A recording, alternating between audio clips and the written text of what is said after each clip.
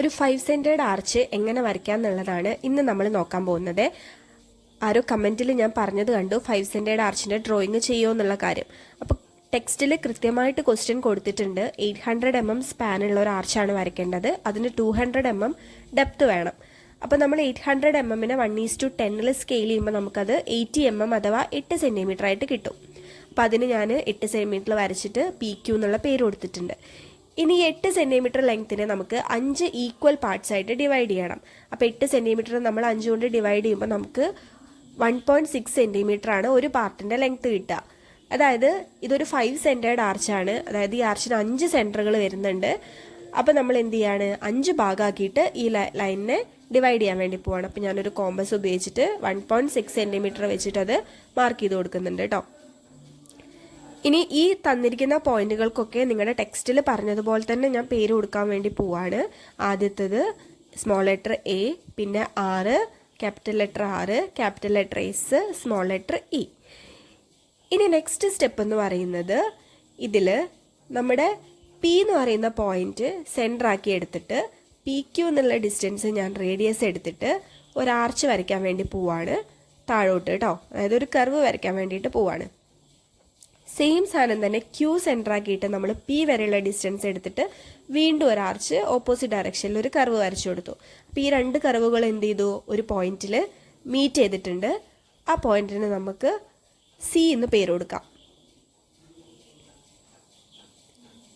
ഇനി നമ്മൾ ചെയ്യാൻ പോണത് ഈ Cയിൽ നിന്ന് നമ്മുടെ R എന്ന് പറഞ്ഞ പോയിന്റിൽ കൂടെ മേലോട്ട് ഒരു ലൈൻ വരയ്ക്കുകയാണ് കേട്ടോ.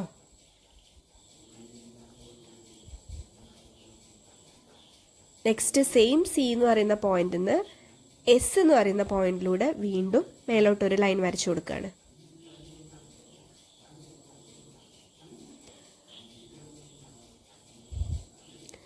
അടുത്തത് ഇതേപോലെ തന്നെ A സെൻറ്റർ ആക്കിയിട്ട് നമ്മൾ AE എന്നുള്ള ഡിസ്റ്റൻസ് കോമ്പസിൽ എടുത്തിട്ട് വീണ്ടും താഴോട്ടൊരു കർവ് വരച്ചു കൊടുക്കുകയാണ്. അതേപോലെ തന്നെ E സെൻറ്റർ ആക്കിയിട്ട് A വരെയുള്ള ഡിസ്റ്റൻസ് എടുത്തിട്ട് വീണ്ടും ഓപ്പോസിറ്റ് ഡയറക്ഷനിൽ ഒരു കർവ് വരച്ചു കൊടുത്തു. അപ്പോൾ കണ്ടോ, ആ രണ്ട് കർവുകളും ഒരു പോയിന്റിൽ മീറ്റ് ചെയ്തു. ആ പോയിന്റ് നമ്മൾ M എന്ന് പേര് കൊടുത്തു.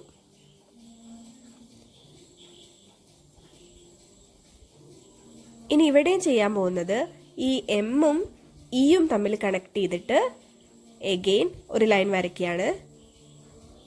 അതേപോലെ തന്നെ എമ്മും എയും കണക്ട് ചെയ്തിട്ട് നമ്മൾ വീണ്ടും ഒരു ലൈൻ വരയ്ക്കുകയാണ് കേട്ടോ.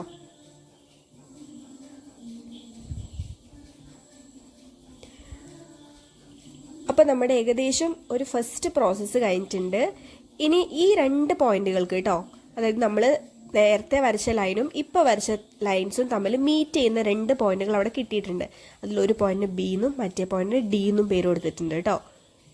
അതായത് Cയിൽ നിന്ന് വരച്ച ലൈൻസും M എന്ന് പറയുന്ന പോയിന്റ് നിന്ന് വരച്ച ലൈൻസും തമ്മിൽ മീറ്റ് ചെയ്യുന്ന ഒരു പോയിന്റ് ഉണ്ട്.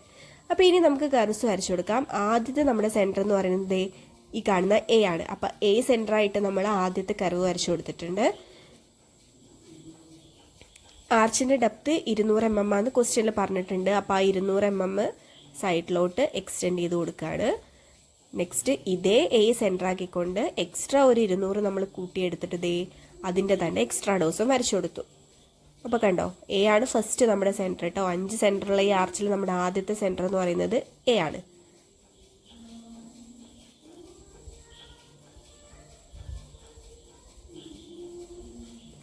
അടുത്തതായിട്ട് അതുപോലെ തന്നെ ഈ സെൻറ്റർ ആക്കിയിട്ട് നെക്സ്റ്റ് കർവ് വരച്ചു കൊടുത്തിട്ടുണ്ട് കണ്ടോ.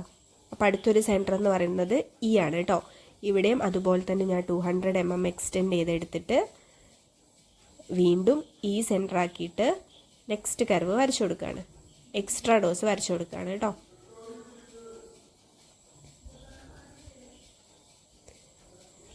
അടുത്ത സെൻറ്റർ എന്ന് പറയുന്നത് ദേ കണ്ടോ, ഈ B എന്ന് പറയുന്ന പോയിന്റ് ആണ് കേട്ടോ.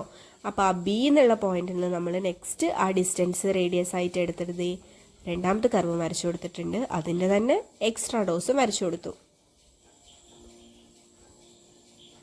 അടുത്ത സെൻറ്റർ എന്ന് പറയുന്നത് ഈ D ആണ്. അപ്പോൾ D സെൻറ്റർ ആക്കിയിട്ട് അടുത്ത റേഡിയസ് എടുത്തിട്ട് നെക്സ്റ്റ് രണ്ട് ഇൻട്രാഡോസും എക്സ്ട്രാ ഡോസും വരച്ചു കൊടുക്കുകയാണ്. അപ്പോൾ നിങ്ങൾ കൃത്യമായിട്ട് ഈ സെൻറ്ററുകൾ ഏതാണെന്നുള്ളത് മനസ്സിലാക്കിയിരിക്കണം. എങ്കിൽ മാത്രമേ ഇത് വരയ്ക്കാൻ വേണ്ടി കഴിയുള്ളൂ കേട്ടോ. ജൂലൈ 15 എക്സാം ആണല്ലോ. അപ്പോൾ എല്ലാവരും നന്നായിട്ട് വരച്ച് പ്രാക്ടീസ് ചെയ്ത് പഠിക്കണം. അപ്പോൾ നമ്മുടെ 4 സെൻറ്ററുകളും വെച്ചിട്ട് നമ്മൾ ആർക്ക് വരച്ചു കഴിഞ്ഞു. ഇനി ഇതേ ഫൈനൽ സെൻറ്റർ എന്ന് പറയുന്നത് സി എന്ന് പറയുന്നത് പോയിൻ്റാണ്. സി വെച്ചിട്ട് നമ്മൾ ആ സെൻറ്റർ പോയിൻ്റ് കൂടെ കംപ്ലീറ്റ് ചെയ്ത് കൊടുക്കുകയാണ്. അപ്പോൾ നമ്മളൊരു 5 സെൻറ്ററുള്ള ആർച്ച് കംപ്ലീറ്റ് ചെയ്തിട്ടുണ്ട്. ഈ 5 സെൻറ്ററുകളും നിങ്ങൾ നോട്ട് ചെയ്ത് വെക്കണം. 5 സെൻറ്ററുകൾ ഉള്ളത് കൊണ്ടാണ് നമ്മളതിന് ആദ്യം 5 ഈക്വൽ പാർട്സ് ആക്കിയിട്ട് ഡിവൈഡ് ചെയ്തിട്ടുള്ളത്. അപ്പോൾ നിങ്ങൾക്ക് പറഞ്ഞ കാര്യങ്ങളൊക്കെ മനസ്സിലായി എന്ന് വിചാരിക്കുന്നു. ഇതിൻ്റെ ഉള്ളിലും വൗസിയേഴ്സൊക്കെ വരച്ചു കൊടുക്കണം കൃത്യമായിട്ട്. നിങ്ങൾക്ക് എല്ലാവർക്കും വീഡിയോ ഇഷ്ടപ്പെട്ടു എന്ന് വിചാരിക്കുന്നു. സബ്സ്ക്രൈബ് ചെയ്യാൻ മറക്കരുതേ.